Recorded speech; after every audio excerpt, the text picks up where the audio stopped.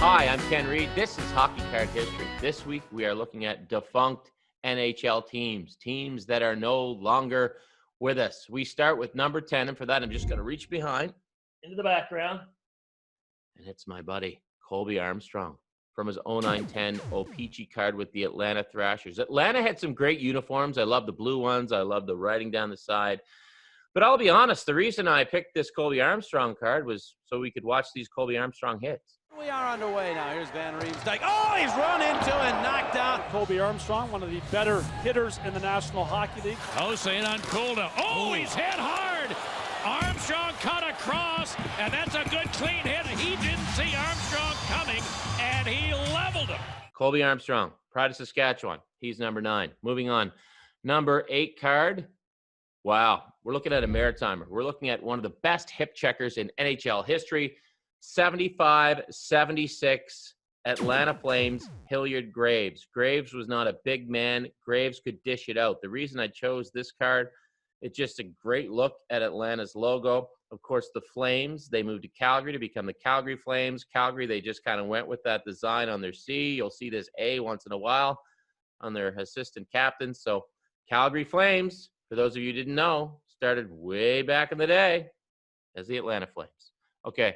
This is another great look at a fantastic logo that's no longer with us. 77, 78, O-Pee-Chee, Mike Fiddler.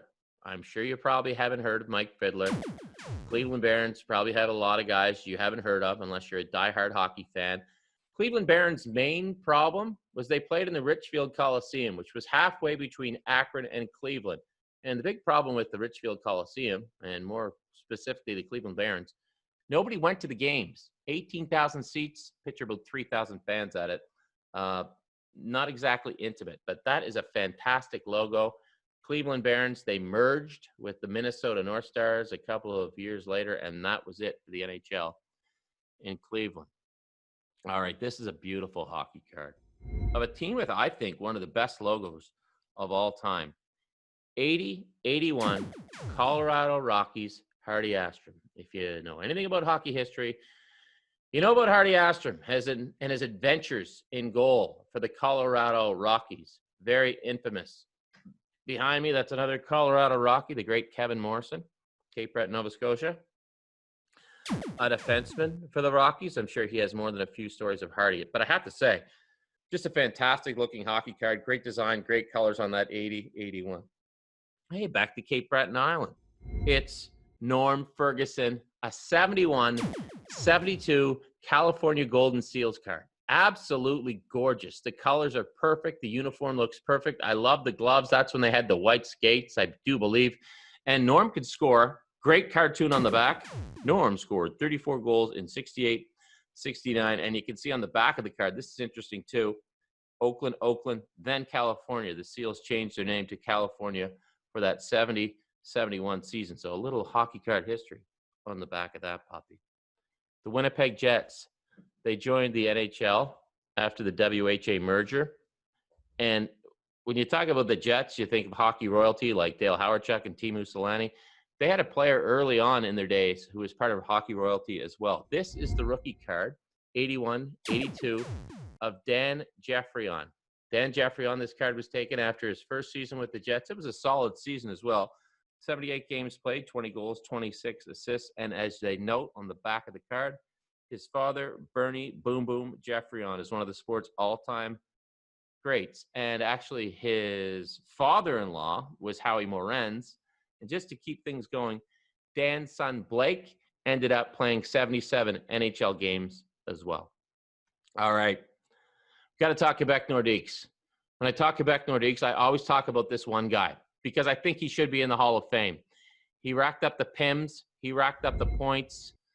He's now a big-time junior owner with the London Knights, Dale Hunter. Dale Hunter, if he was on the ice, he was involved in absolutely everything, and he would go head-to-head in the Battle of Quebec against the Montreal Canadiens back in the day.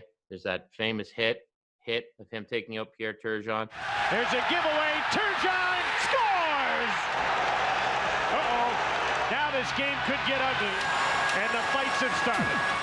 But man, Hunter was mean. He played with a purpose. I absolutely love Dale Hunter and his 81-82 O-Pee-Chee rookie card of Dale Hunter. Okay, 3 cards to go. Defunct teams.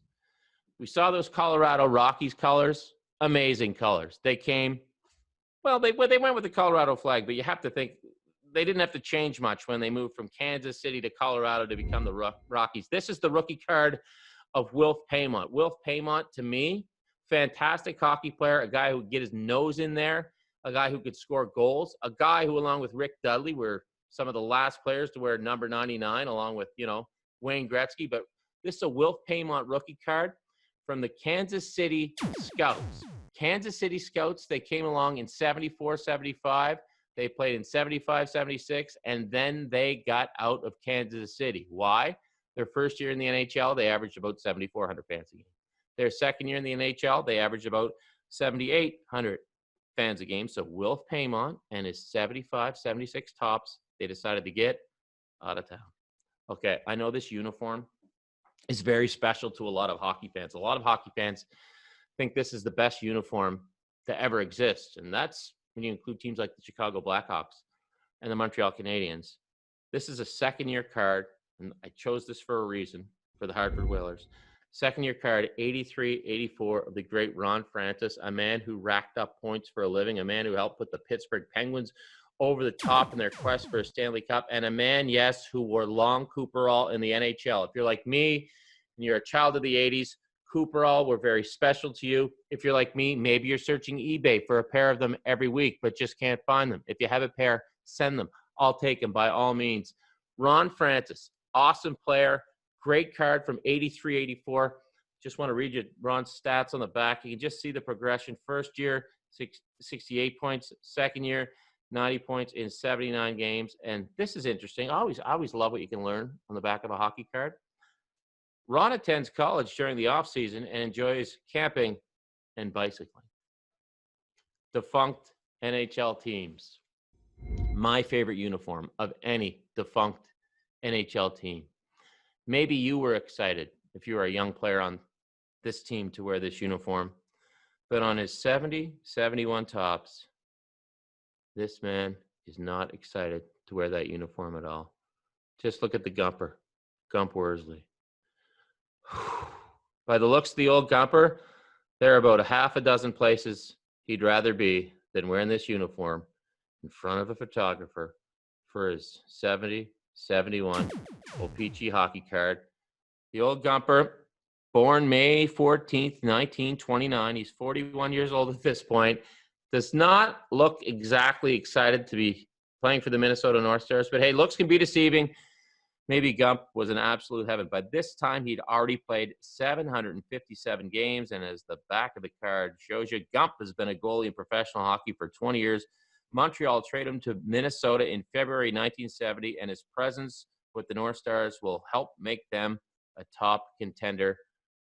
I guess that's a look of confidence.